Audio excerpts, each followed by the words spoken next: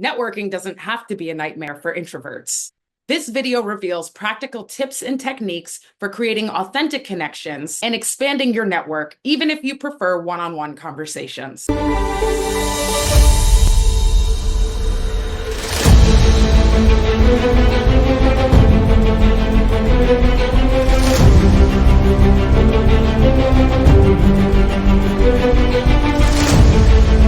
If you feel drained by networking events, you are not alone. Introverts often find these gatherings overwhelming, but networking is crucial for career growth and personal development. This video will provide actionable tips and strategies for introverts, showing you how to build meaningful connections without sacrificing your energy. Introverts often excel in listening, observing, and engaging in deep conversations. These qualities make you a valuable networker because people enjoy feeling seen and understood, which is something that introverts do naturally. Instead of trying to be the loudest person in the room, lean into those one-on-one connections. And in small groups, your thoughtfulness and ability to ask meaningful questions is going to help you stand out. For example, if you go to a networking event, instead of trying to meet everyone, focus in on 2 to 3 meaningful connections that you can see lasting after the event. Leverage your natural gifts to build genuine connections. Seek out opportunities that allow you to connect with people in a meaningful way. Introverts thrive in environments where conversations go beyond small talk, such as industry roundtables, workshops, or even follow-up events. Instead of collecting dozens of business cards, focus in on the people that really resonate with you. Then reach out to them with a personalized note. This approach not only feels more natural, but it typically leads to better networking outcomes. If you're an introvert, it's also important that you find your niche. Look for networking events or small groups that are focused in areas that resonate with you or align with your career goals. Instead of trying to meet many people at once, you're able to focus in on things that are actually going to work well for you. For example, if you are a marketing professional who loves sustainability, seek out green business associations or eco-conscious networking groups. These targeted audiences not only reduce social fatigue, but also increase your chances of these people becoming long-term mentors, peers, and support. Now that you've identified the areas where you want to network and the groups that could be helpful, you want to make sure you take a targeted approach. Don't just attend these things aimlessly. Before you go into the event, identify your goals and target people that you want to connect with. Introverts often feel more comfortable when they have structure. So research attendees or speakers beforehand and come prepared with a few questions to ask. This way, you can engage meaningfully without having to rely on spontaneous small talk conversations. For most conferences, you can see an attendee list. Go through that list, find people on LinkedIn, and identify folks you want to network with. You can even reach out to them beforehand to say, I see you're attending this conference. I looked you up and saw your background. I would love to connect with you while we're there. Now that you've identified the places you're going to go, the people you want to talk to, you need to have a strong pitch. Practice a concise and engaging introduction that highlights your unique skills and interests.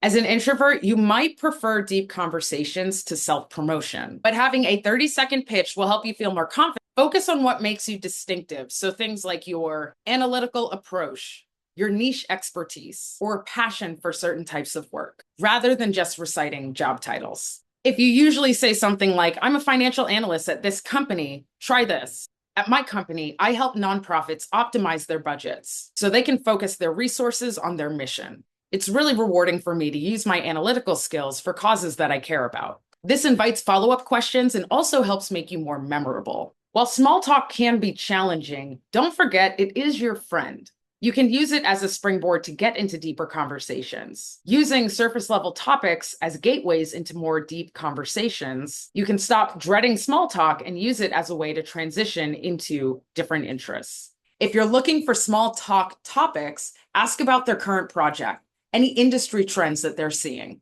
You can even ask them, how did you find this event that you are all currently at? Here's a tip. Focus on open-ended questions that will require more than just a yes or no answer. For example, instead of saying, do you like working in tech? Ask someone, what surprised you most about working in tech? This approach plays to introverts' strengths as an active listener who helps people feel seen and heard. You want a pro tip? Come prepared with questions that can be applicable to almost anyone. What brings you to this event? What's one professional lesson that you've learned recently? If you could do it all over again, what would you do differently? Take your time to think through these things and put together a list of questions that makes the most sense for you. But remember, it's not just about what questions you're asking, it's also the delivery and how you interact with people while you're there. Here are some tips on body language for small talk. The 70% rule. Hold eye contact for about 70% of the conversation while looking away every now and again. Eye contact typically says, I am engaged, I am listening, but very stern, direct eye contact for a sustained amount of time can start to feel very uncomfortable. When you're listening to someone, you can make eye contact, slightly lean in, and also give them some sort of validation by either nodding your head or saying, yes, that makes sense. When it comes to presentation, it also is important to remember that slow equals confident. Introverts often rush through introductions because they're nervous. When we get nervous, we tend to ramble and we may not be clear on our thoughts. This can come off as scattered or not confident. Practice pausing during your elevator pitch or your introduction. The slower you speak, the more easy it will be for folks to follow you. And if your story and pitch is concise, that will make all the more impact. This helps you look composed and also can give you more time to think. We have 70% eye contact. We are speaking slowly. Let's talk about an open versus a closed stance. Keep your arms uncrossed. Turn your torso facing the person you're speaking to. That is true even in group chats. This subconsciously signals to the other person a level of approachability. If you're holding a drink, try keeping it at waist level instead of holding it up like a barrier. The nod and smile trigger is a great way to let people know that you're listening to them and also that you're engaged. If someone shares something interesting, nod and say, oh, wow, that's fascinating. You can also give them validation with things like, I hadn't thought about it that way. That's so interesting. I want to learn more. This encourages people to elaborate, and that keeps you from having to talk. While most introverts struggle with in-person networking, this is also true of online networking. Leveraging platforms like LinkedIn is a great way for you to avoid the in-person burnout and speak with people virtually. If you do not have a LinkedIn profile, stop this video right now. Go see part 3 of my personal branding series where I talk about how to fix your LinkedIn in 30 minutes. Is your LinkedIn good to go? Okay, let's cue back in. Craft a compelling profile that really highlights who you are as a professional. The benefit of your LinkedIn is you don't just share your achievements and accomplishments, but you also get to give a holistic and well-rounded view of who you are as a person and a professional. Your LinkedIn is your 24/7 networking tool. It is working on your behalf even when you're sleeping. Some ways that you can use LinkedIn to your benefit are engage meaningfully by commenting on posts with thoughtful insights. You can also reshare posts and give your opinion. Don't forget to congratulate your connections on their wins in their career. And you can even share your own personal thoughts and opinions on your industry, your profession, or any other thing that you find interesting and fits in this professional setting. What's the best way to do this if you are actively job searching, but also incredibly busy, like most of us are? Set a weekly 20-minute engagement sprint to like or comment 3 to 5 relevant posts and share one post that's curated content with your personal perspective. This helps build visibility with the algorithm. If recruiters are searching for keywords, we want to make sure that you show up. Being optimized in the algorithm means it will show you to those recruiters. Another fantastic way to network virtually is through joining online communities on niche topics that fit your interests or your profession. Seek out groups, forums, Slack chats that align with your professional passions. These virtual spaces are a very low pressure environment for you to connect with people. You can engage at your own pace, and you can also choose who you want to engage with.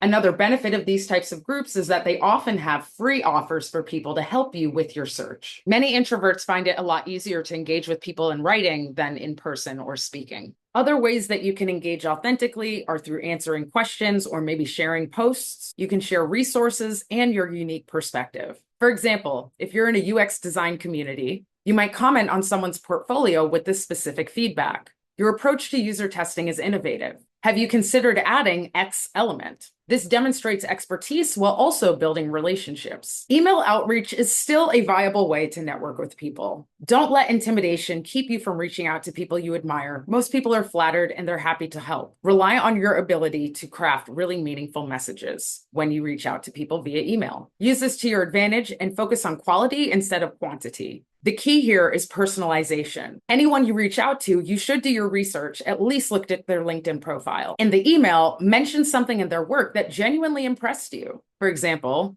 Your recent article on introvert networking intrigues me because, for this section though, keep it concise. 3 to 4 sentences on what you want to share, but then end it with a question. Would you be open to a 15-minute virtual coffee chat for us to discuss X? Looking for a template? Go to the video description to find the link to my cold call networking script. As an introvert, it is very, very important that you nourish your energy. If you're an introvert and you are not mindful of managing your energy, you will likely start to be performing consistently at about 65, 70%, as opposed to being able to perform at 100%. While it's not realistic that you can consistently perform at 100%, this is why managing your energy is so important. You need to take the breaks and set boundaries that will allow you to recharge and to continue to function at 100%. Set boundaries. Honor your energy levels by being selective about your networking commitments. Quality matters far more than quantity. As an introvert, your ability to show up fully and meaningfully will result in better connections. One way you can do this is actually scheduling time for recovery breaks before and after social engagements. For example, block an hour of quiet time. Or if you're at a conference, you don't have to go to every breakout session. Go back to the hotel, take a nap.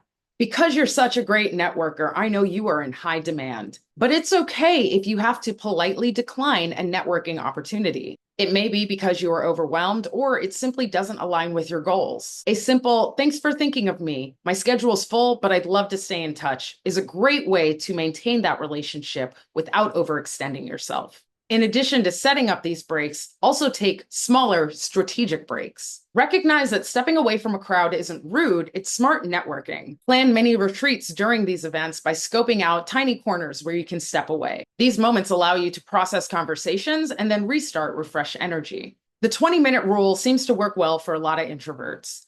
Commit to 20 minutes worth of networking in person and then take a 5-minute break. This rhythm will help you maintain your stamina throughout while also allowing you to have meaningful conversations that don't result in you being overwhelmed.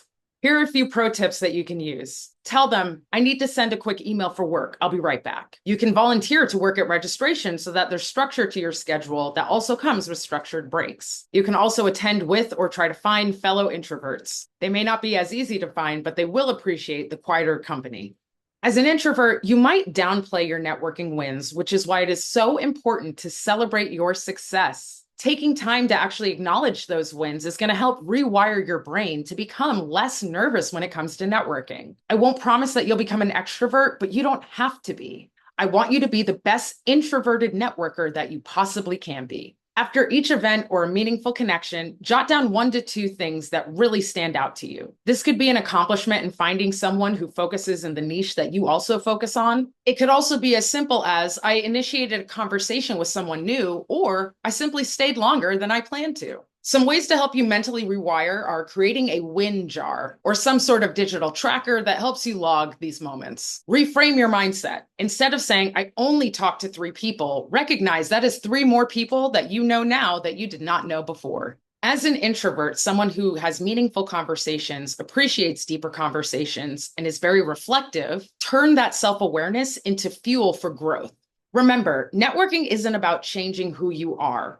It's about leveraging your strengths to build authentic connections. If this video helped you, hit like and subscribe for more tailored career strategies. Drop a comment below on which tip you're excited to try first. Tell me about the events that you're going to, and give me examples of questions that you've asked that you found very helpful. Until next time, network smart, honor your energy, and make your quiet power seen.